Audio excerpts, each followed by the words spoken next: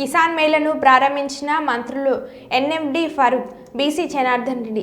ఆధునిక వ్యవసాయ పద్ధతులు, నూతన వంగడాలు, పంట సాగులో కొత్త మెలకువలు, ఆధునిక సాంకేతిక పరిజ్ఞానం వంటివి రైతులు అందిపుచ్చుకోవాలి.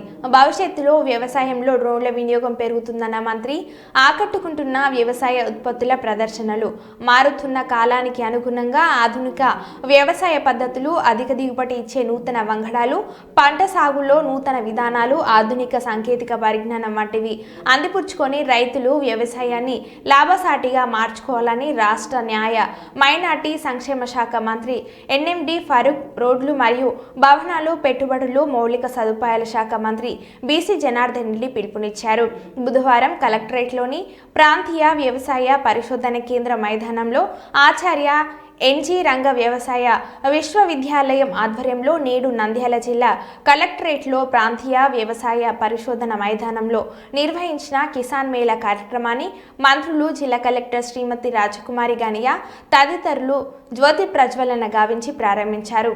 పాణ్యం ఎమ్మెల్యే గౌడ్ చెడతారెడ్డి, నందికొట్కూరు ఎమ్మెల్యే గిత్త జయసూర్య, ప్రాంతీయ వ్యవసాయ పరిశోధన సంస్థ ఏడీఆర్ఆర్ఏ జాన్సస్ ఆచార్య ఎన్జీ రంగ విశ్వవిద్యాలయం వైన్స్ ఛాన్సలర్ శారద జయలక్ష్మీదేవి, బోర్డు మాజీ సభ్యులు భగీరథ చౌదరి, వ్యవసాయ శాఖ ఉన్నతాధికారులు, వ్యవసాయ శాస్త్రవేత్తలు, పరిశోధకులు, రైతులు తదితరులు పాల్గొన్నారు.